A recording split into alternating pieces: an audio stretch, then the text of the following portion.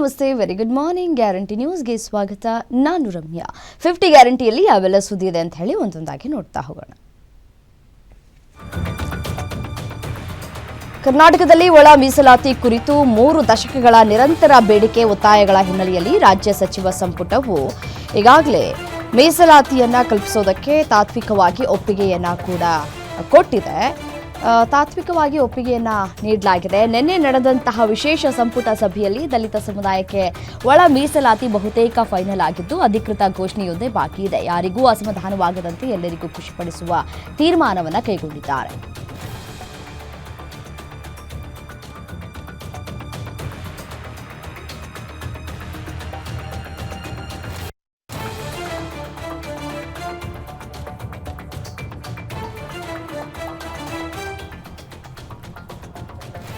ಕರ್ನಾಟಕದಲ್ಲಿ ದಲಿತ ಸಮುದಾಯಕ್ಕೆ ಒಳ ಮೀಸಲಾತಿ ಬಹುತೇಕ ಫೈನಲ್ ಆಗಿದೆ. ನ್ಯಾಯಮೂರ್ತಿಗಳಾದ ನಾಗಮೋಹನ್ ದಾಸ್ ವರದಿಯಲ್ಲಿ ದಲಿತರನ್ನ 5 ಭಾಗವಾಗಿ ವಿಂಗಡಣೆ ಮಾಡಲಾಗಿತ್ತು. ಆದರೆ ಸರ್ಕಾರ 3 ಗುಂಪುಗಳಾಗಿ ವರ್ಗೀಕರಣ ಮಾಡಿದೆ.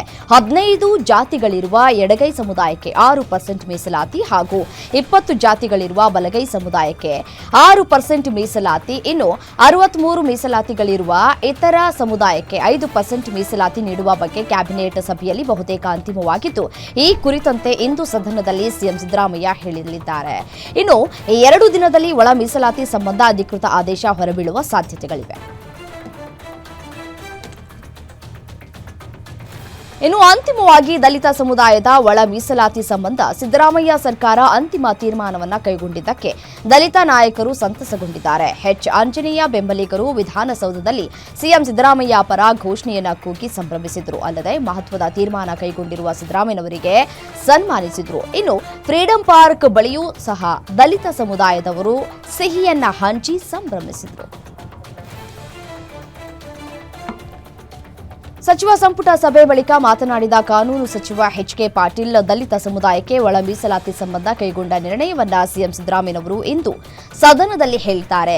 ಎಲ್ಲರೂ ಸಂತೋಷ ಸಮಾಧಾನದಿಂದ ಬಂದಿದ್ದೇವೆ. ಮುನಿಯಪ್ಪ, ಪರಮೇಶ್ವರ್, ತಂಗಡಿಗೆ ಸೇರಿದಂತೆ ಸಂಪುಟ ಸಭೆಯಲ್ಲಿ ಎಲ್ಲರಿಗೂ ಸಮಾಧಾನವಾಗಿದೆ ಅಂತ ಹರ್ಷವನ್ನ ವ್ಯಕ್ತಪಡಿಸಿದರು. ಸಂಪುಟ ಸಭೆ ಬಳಿಕ ಸಚಿವ ಶಿವರಾಜ್ ತಂಗಡಗಿ ಪ್ರತಿಕ್ರಿಯಿಸಿದ್ದು, ಎಲ್ಲರಿಗೂ ತೃಪ್ತಿ ಪಡುವ ನಿರ್ಧಾರ ಆಗಿದೆ. ಸಿಎಂ ಸಿದ್ದರಾಮಯ್ಯ ನೇತೃತ್ವದಲ್ಲಿ ಐತಿಹಾಸಿಕ ನಿರ್ಧಾರವನ್ನು ತೆಗೆದುಕೊಳ್ಳಲಾಗಿದೆ. 3 ಒಪ್ಪಂದ ಮಾಡಿಕೊಳ್ಳಲಾಗಿದೆ. ಬೋವಿ, ಲಂಬಾಣಿ ಸೇರಿ ಎಲ್ಲ ಇತರರಿಗೆ 5% ಅಂತ ಒಪ್ಪಿಗೆ ನೀಡಲಾಗಿದೆ. ಸಚಿವ ಸಂಪುಟದ ಎಲ್ಲರಿಗೂ ತೃಪ್ತಿ ನೀಡುವ ಹಾಗೆ ಒಳ ಮೀಸಲಾತಿ ಜಾರಿಯಾಗುತ್ತೆ ಎಂದರು. ದಲಿತ ಸಮುದಾಯವನ್ನ 3 ಗುಂಪಾಗಿ ವರ್ಗೀಕರಿಸಿ ಮೀಸಲಾತಿ ಹಂಚಿಕೆ ಜಾರಿಗೆ ವಿಶೇಷ ಸಚಿವ ಸಂಪುಟ ಸಭೆಯಲ್ಲಿ ನಿರ್ಧರಿಸಲಾಗಿದೆ. ಬೆಂಬಲಿಗರ ಜೊತೆ ವಿಧಾನಸೌಧಕ್ಕೆ ಬೃಹತ್ ಹಾರ ಹಾಗೂ ಸ್ವೀಟ್ ಬಾಕ್ಸ್ ಹಿಡಿದುಕೊಂಡು ಮಾಜಿ ಸಚಿವ ಆಂಜನೇಯ ಆಗಮಿಸಿದ್ರು. ಸಿಎಂಗೆ ಹಾರ ಹಾಕಿ ಸಿಹಿ ತಿನ್ನಿಸಿ ಸಂಭ್ರಮಿಸಿದ್ರು. ನಮ್ಮ ಸಮುದಾಯಕ್ಕೆ 6% ಮೀಸಲಾತಿ ಸಿಕ್ಕಿದ್ದು ಸಂತೋಷವಾಗಿದೆ. ಹಲವು ವರ್ಷಗಳಿಂದ ನಮಗೆ ಅನ್ಯಾಯ ಆಗ್ತಾ ಇತ್ತು, ಇದೀಗ ನ್ಯಾಯ ಸಿಕ್ಕಿದೆ ಅಂತ ಆಂಜನೇಯ ಹೇಳಿದರು.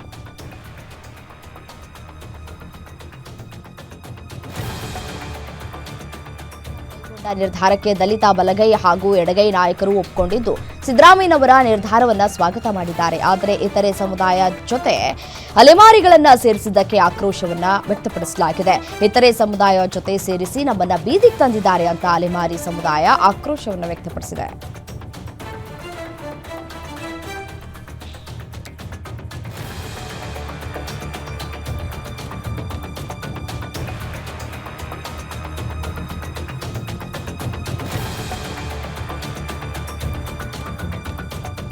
ಧರ್ಮಸ್ಥಳ ವಿವಾದದಲ್ಲಿ ರಣರೋಚಕ ಅಪ್ಡೇಟ್ ಸಿಕ್ಕಿದೆ. ಧರ್ಮಸ್ಥಳ ಧರ್ಮಾಧಿಕಾರಿ doctor Veerendra Heggade first reaction ಕೊಟ್ಟಿದ್ದಾರೆ.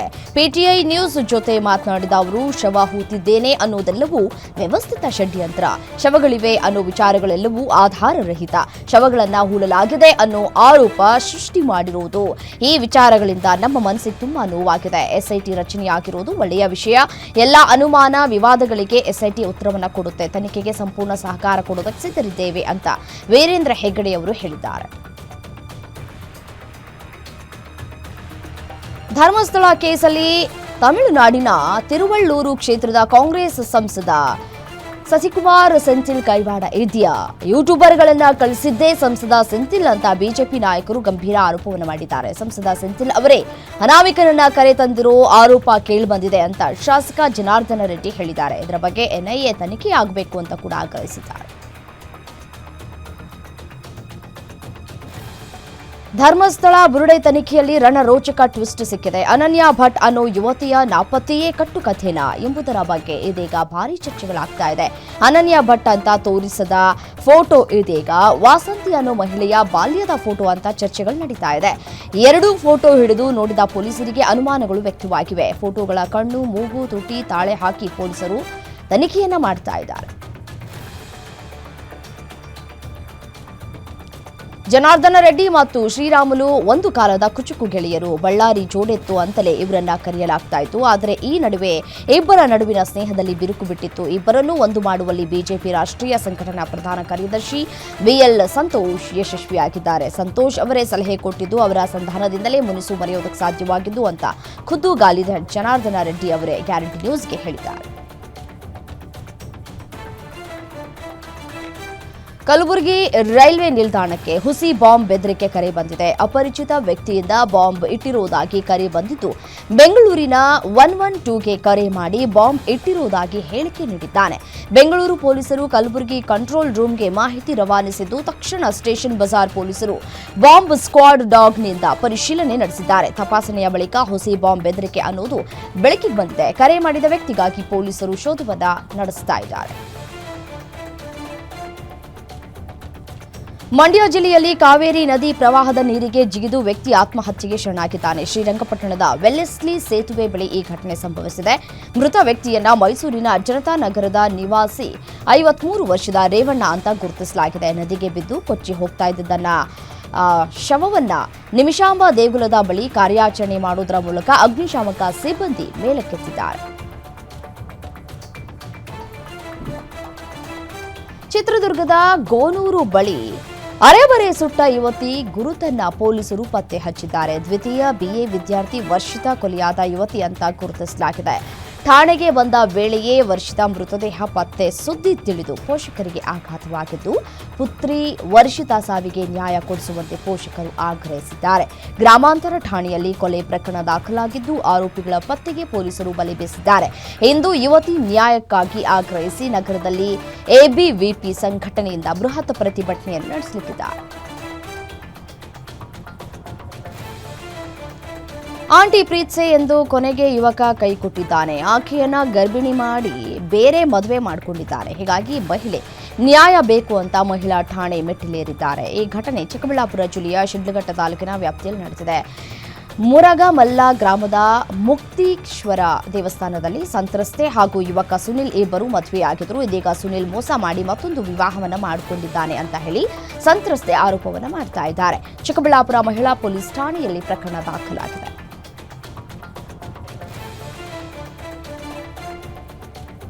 ಕ್ರೂಸರ್ ಕೆಎಸ್ಆರ್ಟಿಸಿ ಬಸ್ ಮುಖಾಮುಖಿ ಡಿಕ್ಕಿಯಾಗಿ ಕ್ರೂಸರ್ನಲ್ಲಿ ಇದ್ದಂತಹ ಮೂವರ ಸ್ಥಿತಿ ಗಂಭೀರವಾಗಿದೆ. ಈ ಘಟನೆ ಹುಬ್ಬಳ್ಳಿ ವಿಜಯಪುರ ಹೆದ್ದಾರಿಯಲ್ಲಿ ನಡೆದಿದೆ. ಈ ವೇಳೆ ಗಾಯಾಳುಗಳನ್ನು ಕರೆತರುವುದಕ್ಕೆ ಹೋದ ಆಂಬ್ಯುಲೆನ್ಸ್ ಕೂಡ ಅಪಘಾತಕ್ಕೀಡಾಗಿದೆ. ಆಂಬ್ಯುಲೆನ್ಸ್ ಹಾಗೂ ಓಮಿನಿ ಕಾರ್ ಡಿಕ್ಕಿಯಾಗಿದ್ದು ರಸ್ತೆ ಬದಿ ಎಮ್ಮೆ ಮೇಯಿಸ್ತಾ ಇದ್ದ ವ್ಯಕ್ತಿ ಮೃತಪಟ್ಟಿದ್ದಾನೆ. ಸ್ಥಳಕ್ಕೆ ಬೀಳಗಿ ಪೊಲೀಸರು ಭೇಟಿ ನೀಡಿ ಪರಿಶೀಲನೆ ನಡೆಸಿದ್ದಾರೆ.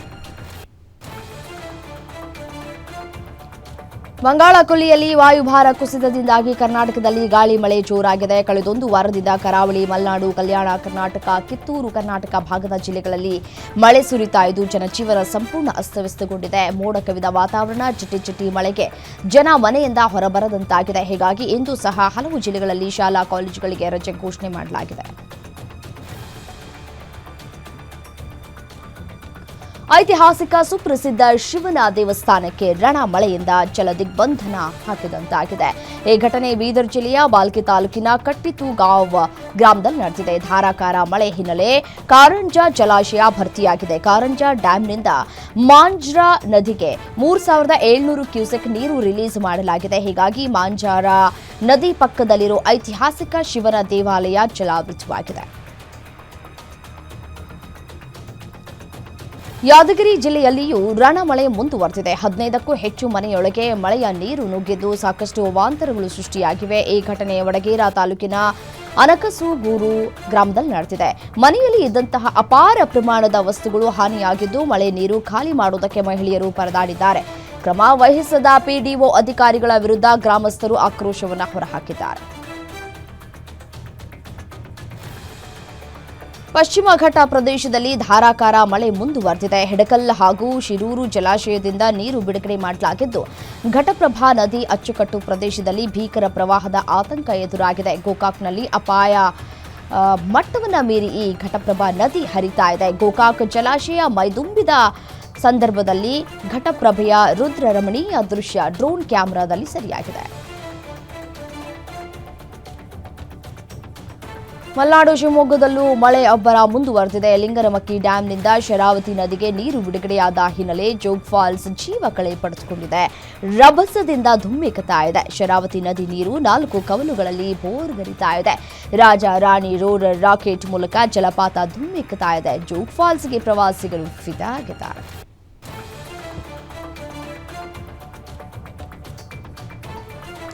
ಸತತ ಮಳೆಯಿಂದ ಉತ್ತರ ಕನ್ನಡ ಜಿಲ್ಲೆಯ ಕಾಳಿ ನದಿ ಪಾತ್ರದ ಬೊಮ್ಮನಹಳ್ಳಿ ಜಲಾಶಯ ಗರಿಷ್ಠ ಮಟ್ಟ ತಲುಪುವ ಹಂತದಲ್ಲಿದೆ.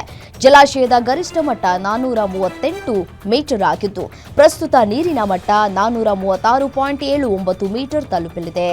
ಇನ್ನು ಸುರಕ್ಷತಾ ಕ್ರಮವಾಗಿ 1 ಗೇಟ್ ಮೂಲಕ ನೀರು ಬಿಡುಗಡೆ ಮಾಡಲಾಗಿದೆ. ನದಿ ಕೆಳ ಭಾಗದ ಗ್ರಾಮಸ್ಥರಿಗೆ ಸುರಕ್ಷಿತ ಪ್ರದೇಶಕ್ಕೆ ತೆರಳುವಂತೆ ಜಿಲ್ಲಾಡಳಿತದಿಂದ ಸೂಚಿಸಲಾಗಿದೆ.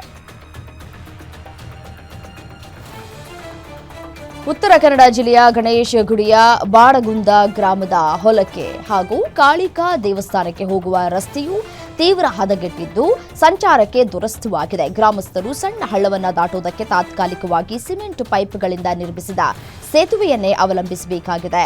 ಕಳೆದ 1 ವಾರದಿಂದ ಸುರಿತಾ ಇರುವ ಸತತ ಮಳೆಯ ಕಾರಣಕ್ಕೆ ಸೇತುವೆಯ ಅರ್ಧ ಭಾಗ ಕೊಚ್ಚಿಕೊಂಡು ಹೋಗಿದ್ದು ಸಂಚರಿಸುವುದಕ್ಕೆ ದುಸ್ತರವಾಗಿದೆ. ಸಂಬಂಧಪಟ್ಟ ಅಧಿಕಾರಿಗಳು ಗಮನ ಹರಿಸಬೇಕು ಅಂತ ಗ್ರಾಮಸ್ಥರು ಒತ್ತಾಯಿಸಿದ್ದಾರೆ. ಸೆಪ್ಟೆಂಬರ್ 9ರಂದು ನಡೆಯಲಿರುವಂತಹ ಉಪರಾಷ್ಟ್ರಪತಿ ಚುನಾವಣೆಗೆ ಸುಪ್ರೀಂ ಕೋರ್ಟ್ನ ನಿವೃತ್ತ ನ್ಯಾಯಮೂರ್ತಿ ಬಿ ಸುದರ್ಶನ್ ರೆಡ್ಡಿ ಅವರನ್ನ ವಿಪಕ್ಷಗಳ ಇಂಡಿಯಾ ಬ್ಲಾಕ್ನ ಅಭ್ಯರ್ಥಿ ಕಾಂಗ್ರೆಸ್ ಅಧ್ಯಕ್ಷ ಮಲ್ಲಿಕಾರ್ಜುನ ಖರ್ಗೆ ಘೋಷಿಸಿದ್ದಾರೆ. ಅಭ್ಯರ್ಥಿ ಘೋಷಣೆ ಬಳಿಕ ಮಾತನಾಡಿದಂತಹ ಮಲ್ಲಿಕಾರ್ಜುನ ಖರ್ಗೆ, ಮುಂಬರುವ ಉಪರಾಷ್ಟ್ರಪತಿ ಚುನಾವಣೆಯು ಸೈದ್ಧಾಂತಿಕ ಯುದ್ಧವಾಗಿದೆ. ಎಲ್ಲ ವಿರೋಧ ಪಕ್ಷಗಳು ಒಂದಾಗಿವೆ. ಪ್ರಜಾಪ್ರಭುತ್ವದ ಮೌಲ್ಯಗಳು ದಾಳಿಗೆ ಒಳಗಾಗಿವೆ ಅಂತ ಹೇಳಿದರು. ಭಾರತಕ್ಕೆ ಭೇಟಿ ನೀಡಿರುವ ಚೀನಾದ ವಿದೇಶಾಂಗ ಸಚಿವ ವಾಂಗ್ ಯಿ ಹಾಗೂ ರಾಷ್ಟ್ರೀಯ ಭದ್ರತಾ ಸಲಹೆಗಾರ ಅಜಿತ್ ದೋವಲ್ ನಡುವಿನ ಭೇಟಿ ವೇಳೆಯಲ್ಲಿ ಭಾರತ ಮತ್ತು ಚೀನಾ ನಡುವಿನ ಮಾತುಕತೆ ಫಲಪ್ರದವಾಗಿದೆ ಅಂತ ಹೇಳಲಾಗ್ತಾ ಇದೆ. ಕಳೆದ 2 ದಿನಗಳಿಂದ ಭಾರತ ಭೇಟಿಯಲ್ಲಿರುವ ಚೀನಾ ವಿದೇಶಾಂಗ ಸಚಿವ ವಾಂಗ್ ಯಿ ಪ್ರಧಾನಿ ನರೇಂದ್ರ ಮೋದಿಯನ್ನ ಭೇಟಿಯಾಗಿದ್ದಾರೆ. ಮಹೀಂದ್ರ ಗ್ರೂಪ್ ಸಿಬ್ಬಂದಿಯಿಂದ ಬಿಜೆಡಿ ಸಂಸದರಿಗೆ ಅತ್ಯಾಚಾರ, ಕೊಲೆ, ಬೆದರಿಕೆ ಬಂದಿರುವುದಾಗಿ ಒಂದು ಕಡೆ ವಿಡಿಯೋವನ್ನ ಕೂಡ ಮಾಡಲಾಗಿದೆ. ಮತ್ತೆ ಆ ಒಂದು ಆರೋಪವನ್ನು ಕೂಡ ಮಾಡಲಾಗ್ತಾ ಇದೆ. ಸತ್ಯಬ್ರತ ನ್ಯಾಯಕ್ ಎಂಬ ಹೆಸರಿನಲ್ಲಿ ಬಂದಿರುವಂತಹ ಸಂದೇಶಗಳನ್ನು ಅವರು ಸಾಮಾಜಿಕ ಮಾಧ್ಯಮ ಖಾತೆಯ ಎಕ್ಸ್ ಮೂಲಕ ಹಂಚಿಕೊಂಡಿದ್ದಾರೆ. ಈ ಕುರಿತು ತಕ್ಷಣ ಕ್ರಮವನ್ನು ಕೈಗೊಳ್ಳುವುದಾಗಿ ಮಹೀಂದ್ರ ಕಂಪನಿಯ ಮಾಲೀಕ ಆನಂದ್ ಮಹೀಂದ್ರ ಭರವಸೆಯನ್ನ ನೀಡಿದ್ದಾರೆ. ಚೀನಾ ಭಾರತ ಗಡಿ ಪ್ರಶ್ನೆಯ ಕುರಿತು ವಿಶೇಷ ಪ್ರತಿನಿಧಿಗಳ 24ನೇ ಸಭೆ ದೆಹಲಿಯಲ್ಲಿ ನಡೆಯಿತು. ಈ ವೇಳೆ ಚೀನಾದ ವಿದೇಶಾಂಗ ಸಚಿವ ವಾಂಗ್ ಯಿ ಮತ್ತು ರಾಷ್ಟ್ರೀಯ ಭದ್ರತಾ ಸಲಹೆಗಾರ ಅಜಿತ್ ದೋವಲ್ ಚೀನಾ ಭಾರತ ಗಡಿ ಸಮಸ್ಯೆ ಮತ್ತು ದ್ವಿಪಕ್ಷೀಯ ಸಂಬಂಧಗಳ ಕುರಿತು ಸಮಗ್ರ ಚರ್ಚೆಗಳನ್ನು ನಡೆಸಿದರು. ಕಳೆದ ಅಕ್ಟೋಬರ್ನಲ್ಲಿ ಮಿಲಿಟರಿ ಬಿಕ್ಕಟ್ಟು ಕೊನೆಗೊಂಡ ನಂತರ ಭಾರತ ಮತ್ತು ಚೀನಾ ಗಡಿಯಲ್ಲಿ ಶಾಂತಿ ನೆಲೆಸಿದೆ. ವಿವಿಧ ಕ್ಷೇತ್ರಗಳಲ್ಲಿ ಪ್ರಗತಿ ಸಾಧಿಸಿವೆ ಅಂತ ರಾಷ್ಟ್ರೀಯ ಭದ್ರತಾ ಸಲಹೆಗಾರ ಅಜಿತ್ ದೋವಲ್ ಹೇಳಿದ್ದಾರೆ. ಆರ್ಜೆಡಿ ಮುಖ್ಯಸ್ಥ ಲಾಲು ಪ್ರಸಾದ್ ಯಾದವ್ ಶೂ ಧರಿಸಿ ಹವನದಲ್ಲಿ ಪಾಲ್ಗೊಂಡು ಟ್ರೋಲ್ ಆಗಿದ್ದಾರೆ. ಶೂ ಧರಿಸಿ ಸೋಫಾದ ಮೇಲೆ ಕುಳಿತು ಹೋಮಕ್ಕೆ ವಸ್ತುಗಳನ್ನು ಹಾಕಿದ್ದಾರೆ. ಹಲವರು ನಮ್ಮ ಆಚರಣೆಗಳನ್ನು ಗೌರವಿಸುವುದಕ್ಕೆ ನಿಮಗೆ ಸಾಧ್ಯ ಆಗದೇ ಇದ್ದರೆ ಅವುಗಳಿಂದ ದೂರ ಇರಿ ಅಂತ ಹಲವರು ಟೀಕೆಯನ್ನು ಮಾಡ್ತಾ ಇದ್ದಾರೆ. ದುಷ್ಕರ್ಮಿಗಳು ಯುವಕನೊಬ್ಬನ ಮೇಲೆ ಕ್ರೂರವಾಗಿ ಹಲ್ಲೆ ನಡೆಸಿದ ಘಟನೆ ಮಧ್ಯಪ್ರದೇಶದ ಗ್ವಾಲಿಯರ್ನಲ್ಲಿ ನಡೆದಿದೆ. ಆರೋಪಿಗಳು ಯುವಕನನ್ನ ಥಳಿಸಿ ಕೂದಲು ಹಿಡಿದು ಎಳೆದಾಡಿದ್ದಾರೆ. ಅಷ್ಟೇ ಅಲ್ಲ, ಅಪ್ಪ ಅಂತ ಕರೆಯುವಂತೆ ಆತನಿಗೆ ಧಮಕಿ ಹಾಕಿದ್ದಾರೆ. ಈ ವಿಡಿಯೋ ಸಾಮಾಜಿಕ ಜಾಲತಾಣದಲ್ಲಿ ವೈರಲ್ ಆಗಿದ್ದು ಆರೋಪಿಗಳ ವಿರುದ್ಧ ಪೊಲೀಸರು ಕೇಸ್ ದಾಖಲಿಸಿದ್ದಾರೆ. ಕೇಸರಿ ಬಟ್ಟೆ ಧರಿಸಿ ಮಾಂಸಾಹಾರ ಸೇವಿಸಿದ್ದಕ್ಕೆ ಯುವಕನೊಬ್ಬನ ಮೇಲೆ ಹಲ್ಲೆ ನಡೆಸಿರುವ ಘಟನೆ ಉತ್ತರ ಪ್ರದೇಶದ ಲಖನೌನಲ್ಲಿ ನಡೆದಿದೆ. ಈ ವಿಡಿಯೋ ಸಾಮಾಜಿಕ ಜಾಲತಾಣಗಳಲ್ಲಿ ವೈರಲ್ ಆಗಿದೆ. ಡಾಬಾದಲ್ಲಿ ಕೇಸರಿ ಬಟ್ಟೆ ಧರಿಸಿ ಚಿಕನ್ ತಿಂತಾ ಇದ್ದ ಯುವಕರೊಂದಿಗೆ ವಾಗ್ವಾದ ನಡೆಸಿದ ವ್ಯಕ್ತಿಯೋರ್ವ ಹಲ್ಲೆ ನಡೆಸಿರುವುದು ವಿಡಿಯೋದಲ್ಲಿ ಸೆರೆಯಾಗಿದೆ. ಮಹಾಮಳೆಗೆ ತತ್ತರಿಸ್ತಾ ಇರೋ ಮುಂಬೈನಲ್ಲಿ ಮೋನೋ ರೈಲೊಂದು ಮಾರ್ಗ ಮಧ್ಯೆ ಕೆಟ್ಟು ನಿಂತಿದೆ. ಚೆಂಬೂರು ಸಮೀಪದ ಮೈಸೂರು ಕಾಲೋನಿಯಲ್ಲಿ ಈ ಘಟನೆ ನಡೆದಿದೆ. ವಿದ್ಯುತ್ ಪೂರೈಕೆಯಲ್ಲಿ ಸಮಸ್ಯೆ ಉಂಟಾಗಿ ಚಲಿಸ್ತಾ ಇದ್ದ ಮೋನೋ ರೈಲು ಅರ್ಧದಲ್ಲಿ ನಿಂತಿದೆ. ಭೀಕರ ಅವಘಡದಲ್ಲಿ ನೂರಾರು ಪ್ರಯಾಣಿಕರು ರೈಲಿನಲ್ಲಿ ಸಿಲುಕಿ ಉಸಿರಾಟಕ್ಕೆ ಸಮಸ್ಯೆಯಿಂದ ಪರದಾಟವನ್ನ ಅನುಭವಿಸುವಂತಾಗಿತ್ತು. ಈ ಹಿನ್ನೆಲೆಯಲ್ಲಿ ರೈಲಿನಲ್ಲಿ ಇದ್ದಂತಹ ಪ್ರಯಾಣಿಕರೇ ಮೋನೋ ರೈಲಿನ ಗಾಜನ್ನ ಹೊಡೆದು ಹಾಕಿದ್ದಾರೆ. 2 ಕ್ರೇನ್ ಹಾಗೂ ಅಗ್ನಿಶಾಮಕ ಸಿಬ್ಬಂದಿಯಿಂದ ರಕ್ಷಣಾ ಕಾರ್ಯಾಚರಣೆಯನ್ನು ನಡೆಸಿ ಪ್ರಯಾಣಿಕರನ್ನ ರಕ್ಷಣೆ ಮಾಡಲಾಗಿದೆ. ಮಹಾರಾಷ್ಟ್ರದಲ್ಲಿ ವರುಣನ ಅಬ್ಬರ ಜೋರಾಗಿದೆ. ಮಹಾಮಳೆಗೆ 6 ಮಂದಿ ಸಾವನ್ನಪ್ಪಿದ್ದು ನೂರಾರು ಮಂದಿ ನಿರಾಶ್ರಿತರಾಗಿದ್ದಾರೆ. ಮುಂಬೈನಲ್ಲಿ ಧಾರಾಕಾರ ಮಳೆಯಾಗ್ತಾ ಇದ್ದು ಜನಜೀವನ ಸಂಪೂರ್ಣ ಅಸ್ತವ್ಯಸ್ತವಾಗಿದೆ. ತಗ್ಗು ಪ್ರದೇಶಗಳು ಸಂಪೂರ್ಣ ಜಲಾವೃತಗೊಂಡಿವೆ. ಮುಂದಿನ 48 ಗಂಟೆಗಳಲ್ಲಿ ಭಾರೀ ಮಳೆಯಾಗುವ ಸಾಧ್ಯತೆ ಇದ್ದು ಮುಂಬೈ, ಥಾಣೆ, ರಾಯಗಢ, ರತ್ನಗಿರಿ ಮತ್ತು ಸಿಂಧುದುರ್ಗ ಜಿಲ್ಲೆಗಳಿಗೆ ರೆಡ್ ಅಲರ್ಟ್ ಘೋಷಿಸಲಾಗಿದೆ. ಕಳೆದ ವರ್ಷ ಜೂನ್ನಲ್ಲಿ ಬ್ರಿಟಿಷ್ ಪ್ರಧಾನಿಯಾಗಿದ್ದ ರಿಷಿ ಸುನಾಕ್ಗೆ ಜನಾಂಗೀಯ ಕೊಲೆ ಬೆದರಿಕೆ ಇಮೇಲ್ ಕಳುಹಿಸಿದ್ದಂತಹ 21 ವರ್ಷದ ವ್ಯಕ್ತಿಗೆ 14 ವಾರಗಳ ಕಾಲ ಜೈಲು ಶಿಕ್ಷೆ ಮತ್ತು 2 ವರ್ಷ ನಿರ್ಬಂಧ ವಿಧಿಸಲಾಗಿದೆ. ಯಾರ್ಕ್ ಶೈರ್ನ ರಿಚ್ಮಂಡ್ ಮತ್ತು ನಾರ್ಥಲ್ಟರ್ನ ಸಂಸದ ಸುನಾಕ್ ಇಮೇಲ್ ವಿಳಾಸಕ್ಕೆ 2 ಬೆದರಿಕೆ ಆಕ್ಷೇಪಾರ್ಹ ಇಮೇಲ್ಗಳನ್ನು ಕಳುಹಿಸಿರುವುದಾಗಿ ವಾಯುವ್ಯ ಇಂಗ್ಲೆಂಡ್ನ ಮರ್ಸಿ ಸೈಡ್ನಲ್ಲಿರುವ ಬಿರ್ಕೆನ್ ಹೆಡ್ನ ಲಿಯಾಮ್ ಶಾ ತಪ್ಪನ್ನ ಒಪ್ಪಿಕೊಂಡಿದ್ದಾರೆ ಅಂತ ಹೇಳಿ ಬ್ರಿಟನ್ನ ಕ್ರೌನ್ ಪ್ರಾಸಿಕ್ಯೂಷನ್ ಸರ್ವಿಸ್ ತಿಳಿಸಿದೆ. ಇಬ್ಬರು ವೃದ್ಧ ಸಿಖ್ ವ್ಯಕ್ತಿಗಳ ಮೇಲೆ ಯುಕೆಯ ವಲ್ವರ್ ಹ್ಯಾಂಪ್ಟನ್ನಲ್ಲಿ ಹಲ್ಲೆಯನ್ನ ಮಾಡಲಾಗಿದೆ. ಬಲವಂತವಾಗಿ ಸಿಖ್ ವ್ಯಕ್ತಿಯೊಬ್ಬನ ಪೇಟವನ್ನ ತೆಗೆಯಲಾಗಿದೆ. ಈ ಘಟನೆ ಆಗಸ್ಟ್ 15ರಂದು ನಡೆದಿದೆ ಅಂತ ಕೂಡ ಹೇಳಲಾಗ್ತಾ ಇದೆ. ಇನ್ನು ಪ್ರಕರಣಕ್ಕೆ ಸಂಬಂಧಪಟ್ಟಂತೆ 3 ಬಂಧಿಸಲಾಗಿದೆ. ಇದರ ವಿಡಿಯೋವನ್ನು ಸಾಮಾಜಿಕ ಮಾಧ್ಯಮವಾದ ಎಕ್ಸ್ನಲ್ಲಿ ಶಿರೋಮಣಿ ಅಕಾಲಿ ದಳದ ಅಧ್ಯಕ್ಷ ಸುಖಬೀರ್ ಸಿಂಗ್ ಬಾದಲ್ ಎಂಬುವವರು ಹಂಚಿಕೊಂಡಿದ್ದು ಭಾರೀ ವೈರಲ್ ಆಗಿದೆ.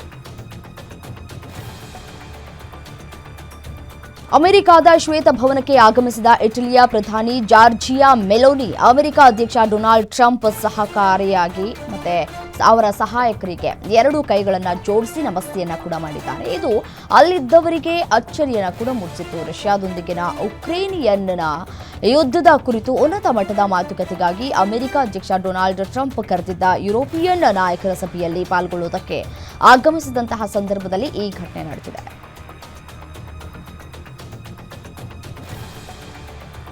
ಕೊನೆಗೂ ಶಾಂತಿ ಮಾತುಕತೆಗೆ ಪುಟಿನ್ ಹಾಗೂ ಝೆಲೆನ್ಸ್ಕಿ ಒಪ್ಪಿಕೊಂಡಿದ್ದು 4 ವರ್ಷಗಳ ರಷ್ಯಾ ಉಕ್ರೇನ್ ಯುದ್ಧಕ್ಕೆ ಪೂರ್ಣ ವಿರಾಮ ಸಿಗುವ ಸಾಧ್ಯತೆ ದಟ್ಟವಾಗಿದೆ.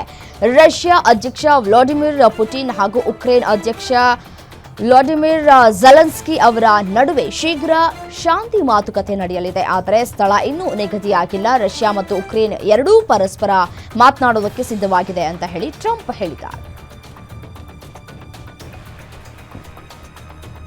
ಟ್ರಕ್ನ ಚಾಲಕನೊಬ್ಬ ಯುಟರ್ನ್ ತೆಗೆದುಕೊಳ್ಳುವಾಗ ಉಂಟಾದ ಭೀಕರ ಅಪಘಾತದಿಂದ 3 ಸಾವನ್ನಪ್ಪಿರುವಂತಹ ಘಟನೆ ಫ್ಲೋರಿಡಾದಲ್ಲಿ ನಡೆದಿದೆ. ಇದು ಅಮೆರಿಕ ಅಧ್ಯಕ್ಷ ಡೊನಾಲ್ಡ್ ಟ್ರಂಪ್, ಕ್ಯಾಲಿಫೋರ್ನಿಯಾ ಗವರ್ನರ್ ಗ್ಯಾವಿನ್ ನ್ಯೂಸಮ್ ನಡುವೆ ಉದ್ವಿಗ್ನತೆಯನ್ನ ಉಂಟು ಮಾಡಿದೆ. ದಾಖಲೆ ರಹಿತ ಭಾರತೀಯ ವಲಸಿಗ ಎನ್ನಲಾಗಿರುವ ಸೆಮಿ ಟ್ರಕ್ ಚಾಲಕ ಫ್ಲೋರಿಡಾ ಟರ್ನ್ ಪೈಕ್ನಲ್ಲಿ ಯುಟರ್ನ್ ಮಾಡುವುದಕ್ಕೆ ಪ್ರಯತ್ನಿಸಿದಾಗ ಟ್ರಕ್ಗೆ ಮಿನಿ ವ್ಯಾನ್ ಒಂದು ಡಿಕ್ಕಿಯಾಗಿದೆ. ಟ್ರಕ್ ಚಾಲಕನನ್ನ ಭಾರತೀಯ ಪ್ರಜೆ ಸಿಖ್ ವ್ಯಕ್ತಿ ಹರ್ಜಿಂದರ್ ಸಿಂಗ್ ಅಂತ ಹೇಳಿ ಗುರುತಿಸಲಾಗಿದೆ. ಲಘು ವಿಮಾನವೊಂದು ತುರ್ತು ಭೂಸ್ಪರ್ಶ ಮಾಡಿ ನೆಲಕ್ಕೆ ಅಪ್ಪಳಿಸಿದ ಘಟನೆ ಆಸ್ಟ್ರೇಲಿಯಾದ ಸಿಡ್ನಿಯ ನಾರ್ದರ್ನ್ ಬೀಚ್ನಲ್ಲಿರುವ ಗಾಲ್ಫ್ ಕೋರ್ಸ್ನಲ್ಲಿ ನಡೆದಿದೆ.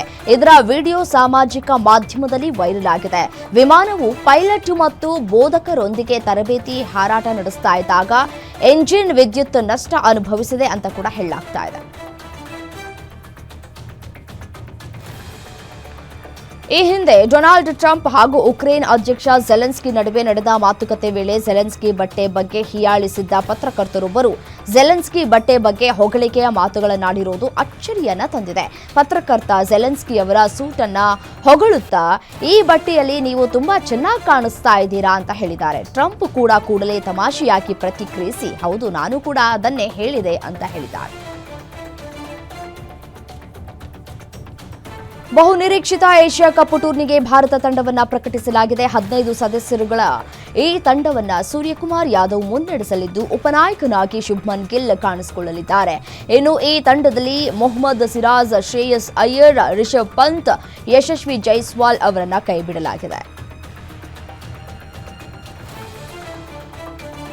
ಏಷ್ಯನ್ ರಾಷ್ಟ್ರಗಳ ಕ್ರಿಕೆಟ್ ಕದನ ಏಷ್ಯಾ ಕಪ್ ಸೆಪ್ಟೆಂಬರ್ 9ರಿಂದ ಶುರುವಾಗಲಿದೆ. ಯುಎಇನಲ್ಲಿ ನಡೆಯಲಿರುವ ಈ ಟೂರ್ನಿಗಾಗಿ ಭಾರತ ತಂಡವನ್ನು ಪ್ರಕಟಿಸಲಾಗಿದೆ. 15 ಸದಸ್ಯರುಗಳ ಈ ತಂಡದಲ್ಲಿ ಕನ್ನಡಿಗ ಕೆಎಲ್ ರಾಹುಲ್ಗೆ ಸ್ಥಾನ ಲಭಿಸಿಲ್ಲ. ಮುಂಬರುವ ಏಷ್ಯಾ ಕಪ್ T20 ಸ್ವರೂಪದಲ್ಲಿ ನಡೆಯಲಿದ್ದು, ಹೀಗಾಗಿ ಯುವ ಆಟಗಾರರನ್ನ ಆಯ್ಕೆ ಮಾಡಲಾಗಿದೆ.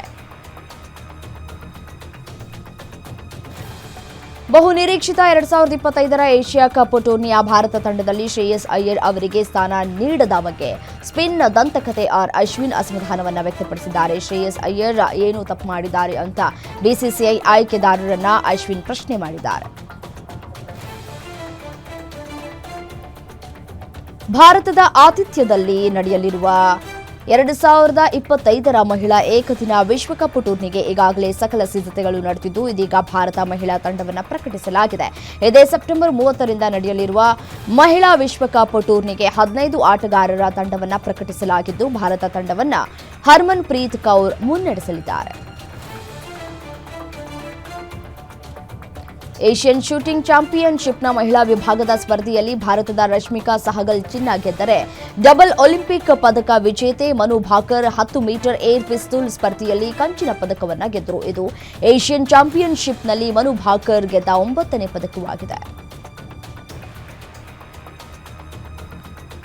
ಸೇಂಟ್ ಲೂಯಿಸ್ನಲ್ಲಿ ನಡೆದ ಸಿಂಕ್ಫೀಲ್ಡ್ ಕಪ್ನ ಆರಂಭಿಕ ಸುತ್ತಿನಲ್ಲಿ ಹಾಲಿ ವಿಶ್ವ ಚಾಂಪಿಯನ್ ಡಿ ಗುಕೇಶ್ ಅವರನ್ನ ಸೋಲಿಸಿದ ಪ್ರಜ್ಞಾನಂದ ಫಿಡೆ ರ್ಯಾಂಕಿಂಗ್ನಲ್ಲಿ ವಿಶ್ವದ ನಂಬರ್ 3ಕ್ಕೆ ಏರುವ ಮೂಲಕ ವೃತ್ತಿ ಜೀವನದ ಹೊಸ ಮೈಲಿಗಲ್ಲನ್ನ ತಲುಪಿದರು. 20 ವರ್ಷ ವಯಸ್ಸಿನ ಪ್ರಜ್ಞಾನಂದ 3 ವರ್ಷಗಳ ಅವಧಿಯಲ್ಲಿ ಗುಕೇಶ್ ವಿರುದ್ಧ ಮೊದಲ ಗೆಲುವನ್ನ ಸಾಧಿಸಿದರು. ಜಮ್ಮು ಕಾಶ್ಮೀರದ ಪಹಲ್ಗಾಮ್ನಲ್ಲಿ ಪ್ರವಾಸಿಗರ ಮೇಲೆ ನಡೆದ ಉಗ್ರರ ದಾಳಿಯ ಕಹಿ ನೆನಪು ಎಂದಿಗೂ ಮಾಸುವಂತದ್ದಲ್ಲ. ಆಗ ತಾನೇ ಮದುವೆಯಾಗಿ ಹನಿಮೂನ್ಗೆ ಅಂತ ಹೇಳಿ ಬಂದಿದ್ದವರ ಪೈಕಿ ಪತಿಯನ್ನ ಹತ್ಯೆ ಮಾಡಲಾಯಿತು. ಇದೇ ವಿಚಾರವನ್ನ ಇಟ್ಟುಕೊಂಡು ಚಂದನ ಅನಂತ ಕೃಷ್ಣ ಸಾಂಗ್ ಒಂದನ್ನ ಮಾಡಿದ್ದಾರೆ. ಇದಕ್ಕೆ ಕಿಚ್ಚ ಸುದೀಪ್ ಮೆಚ್ಚುಗೆಯನ್ನ ಹೊರಹಾಕಿದ್ದಾರೆ. ನಟ ಕಿಚ್ಚ ಸುದೀಪ್ ವಿಷ್ಣು ಸ್ಮಾರಕ ನಿರ್ಮಾಣಕ್ಕೆ ಅಂತ ಹೇಳಿ ಕೆಂಗೇರಿ ಬಳಿ ಜಾಗವನ್ನ ಖರೀದಿ ಮಾಡಿದ್ದಾರೆ ಎನ್ನಲಾಗ್ತಾ ಇತ್ತು. ಅಲ್ಲಿ ಸ್ಮಾರಕ ನಿರ್ಮಾಣ ಕಾರ್ಯ ನಡೆಯಲಿದೆ. ಸುದೀಪ್ ಮಾಡ್ತಾ ಇರುವ ಈ ಕಾರ್ಯಕ್ಕೆ ವಿಷ್ಣುವರ್ಧನ್ ಅಭಿಮಾನಿಗಳು ತೀವ್ರ ಪ್ರಶಂಸೆಯನ್ನ ವ್ಯಕ್ತಪಡಿಸಿದ್ದು, ಸುದೀಪ್ ಅವರನ್ನ ಕೊಂಡಾಡ್ತಾ ಇದ್ದಾರೆ. ನಟಿ ರಶ್ಮಿಕಾ ಮಂದಣ್ಣ ಯಶಸ್ಸಿನ ನಾಗಾಲೋಟ ಮುಂದುವರೆದಿದೆ. ಬಾಲಿವುಡ್ನ ಬಲು ಬೇಡಿಕೆಯ ನಟಿ ರಶ್ಮಿಕಾ ಆಗಿದ್ದಾರೆ. ಇಷ್ಟು ದಿನ ಬಬ್ಲಿ ರೊಮ್ಯಾಂಟಿಕ್ ಪಾತ್ರಗಳಲ್ಲೇ ರಶ್ಮಿಕಾ ಹೆಚ್ಚಾಗಿ ನಟಿಸ್ತಾ ಇದ್ರು. ಆದರೆ ಇದೀಗ ರಶ್ಮಿಕಾ ಮೊದಲ ಬಾರಿಗೆ ಹಾರರ್ ಸಿನಿಮಾದಲ್ಲಿ ನಟಿಸಿದ್ದು, ಸಿನಿಮಾದಲ್ಲಿ ಗ್ಲಾಮರಸ್ ಆಗಿಯೂ ಕಾಣಿಸಿಕೊಂಡಿದ್ದಾರೆ. ರಿಷಬ್ ಶೆಟ್ಟಿ ನಟಿಸಿ ನಿರ್ದೇಶನ ಮಾಡ್ತಾ ಇರುವ ಕಾಂತಾರ ಚಾಪ್ಟರ್ 1ನಲ್ಲಿ ರಿಷಬ್ ಜೊತೆಗೆ ರುಕ್ಮಿಣಿ ವಸಂತ್ ನಟಿಸ್ತಾ ಇದ್ದಾರೆ. ಮಲಯಾಳಂ ನಟ ಜಯರಾಮ್ ಅವರು ಸಹ ಕಾಂತಾರ ಚಾಪ್ಟರ್ 1 ಸಿನಿಮಾದಲ್ಲಿ ನಟಿಸ್ತಾ ಇದ್ದಾರೆ. ಇದೀಗ ಬಾಲಿವುಡ್ನಲ್ಲಿ ಹೆಸರು ಮಾಡಿರುವ ಕನ್ನಡಿಗ ಸಹ ಕಾಂತಾರ ಸಿನಿಮಾದಲ್ಲಿ ನಟಿಸ್ತಾ ಇದ್ದು, ಹೊಂಬಾಳೆ ಫಸ್ಟ್ ಲುಕ್ ಹಂಚಿಕೊಂಡಿದೆ. ಟಾಕ್ಸಿಕ್ ಸಿನಿಮಾದಲ್ಲಿ ಬಾಲಿವುಡ್ ಸ್ಟಾರ್ ನಟಿ ಕಿಯಾರಾ ಅಡ್ವಾಣಿ ನಾಯಕಿಯಾಗಿ ನಟಿಸ್ತಾ ಇದ್ದಾರೆ. ಅವರ ಜೊತೆಗೆ ನಯನತಾರ ಸಹ ಪ್ರಮುಖವಾದ ಪಾತ್ರದಲ್ಲಿ ಕಾಣಿಸಿಕೊಂಡಿದ್ದಾರೆ. ಇದೀಗ ಸಿನಿಮಾಗೆ ಮತ್ತೊಬ್ಬ ನಾಯಕಿಯ ಎಂಟ್ರಿ ಆಗಿದೆ. ಅದುವೇ ರುಕ್ಮಿಣಿ ವಸಂತ್. ಸಪ್ತಸಾಗರದಾಚೆ ಎಲ್ಲೋ ಮೂಲಕ ತಮ್ಮ ಪ್ರತಿಭೆ ಸಾಬೀತುಪಡಿಸಿರುವ ರುಕ್ಮಿಣಿ ವಸಂತ್ ಇದೀಗ ಟಾಕ್ಸಿಕ್ ತಂಡ ಸೇರ್ಕೊಂಡಿದ್ದಾರೆ. ಇವಿಷ್ಟು 50 ಗ್ಯಾರಂಟಿಯ ಹೈಲೈಟ್ಸ್. ನೋಡ್ತಾರೆ ಗ್ಯಾರಂಟಿ ನ್ಯೂಸ್, ಸುದ್ದಿ ಖಚಿತ, ನ್ಯಾಯ ನಿಶ್ಚಿತ.